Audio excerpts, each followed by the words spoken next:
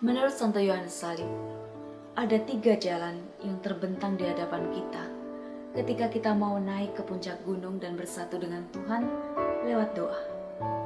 Yang pertama adalah jalan yang ada di sebelah kanan kita.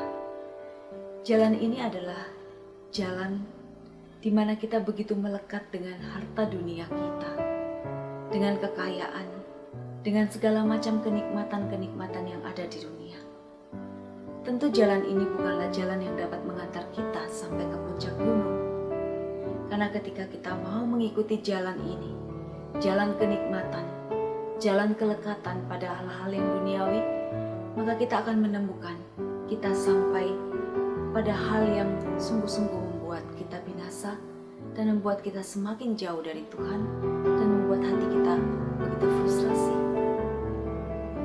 Jalan yang kedua yang juga terbentang di hadapan kita adalah jalan yang di sebelah kiri.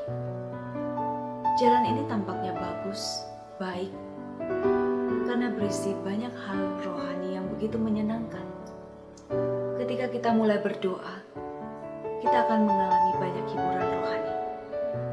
Kita senang berdoa, ada damai, ada sukacita, ada kegembiraan, karena kita sungguh-sungguh merasa dikasihi Allah, dan kita juga dapat mengasihi Allah. Di situ ada hiburan rohani.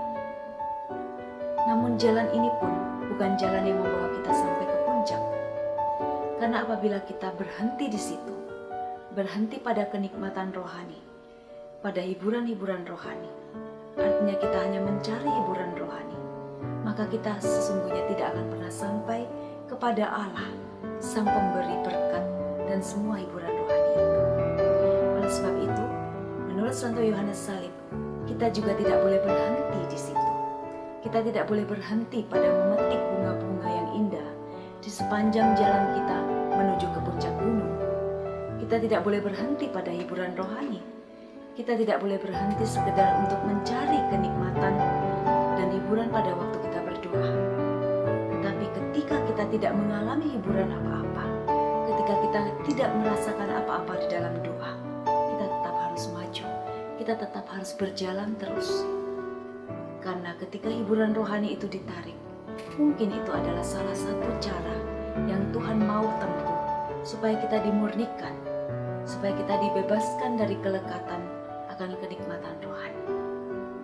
Sedangkan jalan yang ketiga yang ada tepat di hadapan kita, yang tampaknya begitu sulit, tampaknya begitu sempit, namun itulah yang membawa kita sampai pada puncak persatuan cinta kasih dengan Allah. Inilah jalan kelepasan, jalan kekosongan, ketika kita tidak mencari apa-apa lagi selain Tuhan sendiri. Maka disitulah kita akan sampai pada persatuan cinta dengan Tuhan. Ketika kita mau melepaskan semua kelekatan, kita tidak memburu apa-apa lagi untuk diri kita, maka kita akan bertemu dengan Tuhan.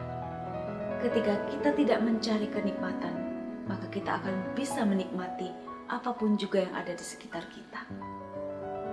Selamat berdoa.